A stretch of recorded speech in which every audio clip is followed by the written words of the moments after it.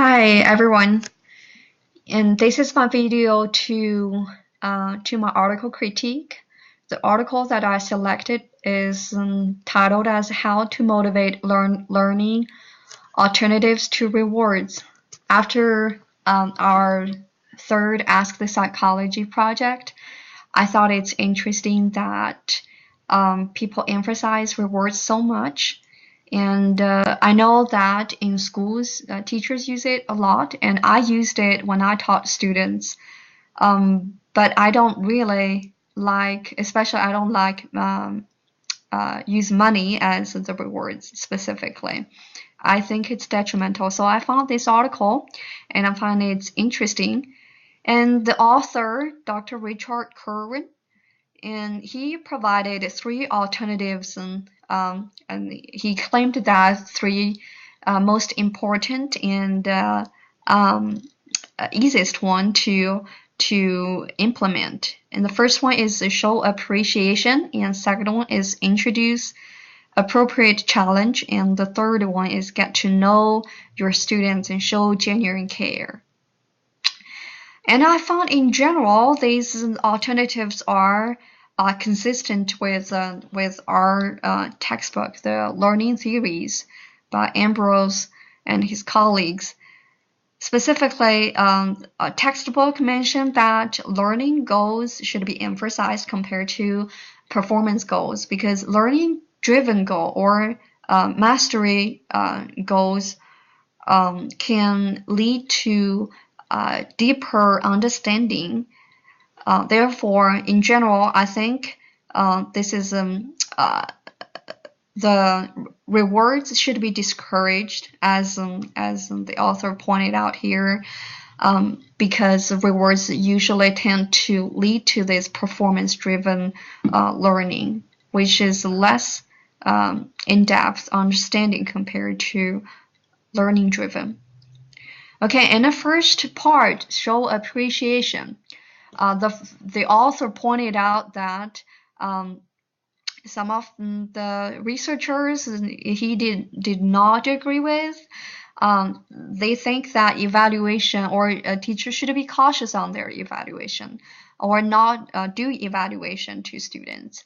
However, he pointed out that actually it's teachers' responsibility, teachers' obligations to evaluate students. Therefore, he proposed for teachers to evaluate and do such evaluation.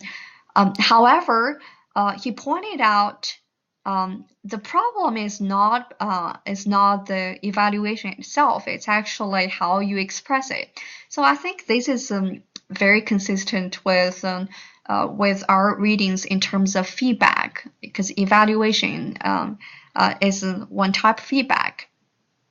In the learning theory textbook, we talked about talked about that the feedback should be specific and should be given to students to improve students' learning. So this is consistent with the evaluation, and it's teachers' responsibility and obligation to give such evaluation. And another one that the problem is the way you express it, the way you communicate it. So this is also consistent with the Ambrose and colleagues, and explained that when teachers give feedback, there should be a balance of strengths and weaknesses. So I think this is consistent with what the author pointed here, that when communicate, show such feeling of appreciation on something well done. So there's always something, students do well. So there should be a balance in term to show appreciation to students. And also in terms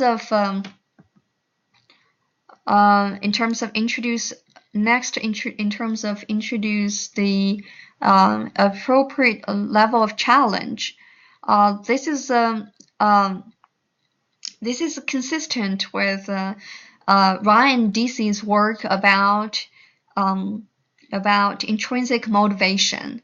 Why? Because they pointed out that three human psychological needs. One of them is feeling of competent.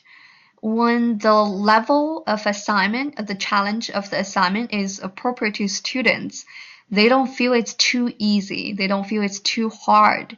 Well, after they finish that, they will have a sense of achievement. So that will grant this feeling of competent. And this feeling of competent is closely associated with this intrinsic motivation. So this is consistent with that. And in addition to that, the learning theory textbook, Ambrose, they also summarize that to motivate students, teachers should set appropriate level challenge of goals, as well as appropriate level of challenge of assignments, specific assignments. And these authors also stated that knowing students' prior knowledge and setting appropriate level of challenge for students will lead effective practice as well. In addition to these two, Haiti and Gann also stated that appropriate level of challenge is important for effectiveness of feedback, and the targeted feedback, as Ambrose specified, is one of the ways to motivate students to learn. So these three are closely related to or supporting the introduce appropriate level of challenge, the second alternative here. And the third one is get to know your students and show genuine care. And this is very important because this is connected with Ryan Dici's another human psychological needs, which is relatedness.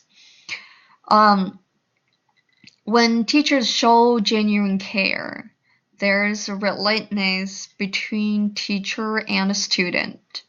And this relatedness is also closely related to intrinsic motivation. So this is supported by their study. And in addition to that, Haiti and Gann also pointed out to make feedback given to students effective, it is especially important that not only how the feedback should be given, but also how feedback are received or should be received. And one of these conditions they propose is that there should be well-established teacher-student relationship. Teacher-student relationship affects how students perceive or receive the feedback given from teachers. So from that perspective, this is also supported by that article. In general, I think these three alternatives, these suggestions, are well supported by motivational related research studies. However, the author did not specify how to show appreciation, how to introduce appropriate level of challenge, and how to know students and show genuine care. So there's a lack of specificity as to how to do, how to implement.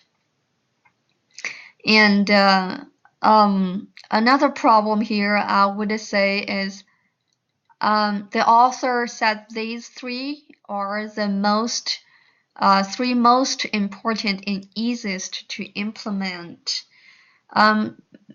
Even though these three is consistent with my intuition, I like these three as well, but I'm not sure if it's too absolute to say these three are the most important and easiest to implement. There are more, definitely more strategies and more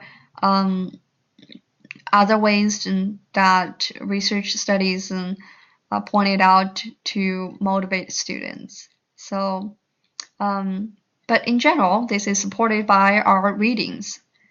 And that's my article critique. Thank you.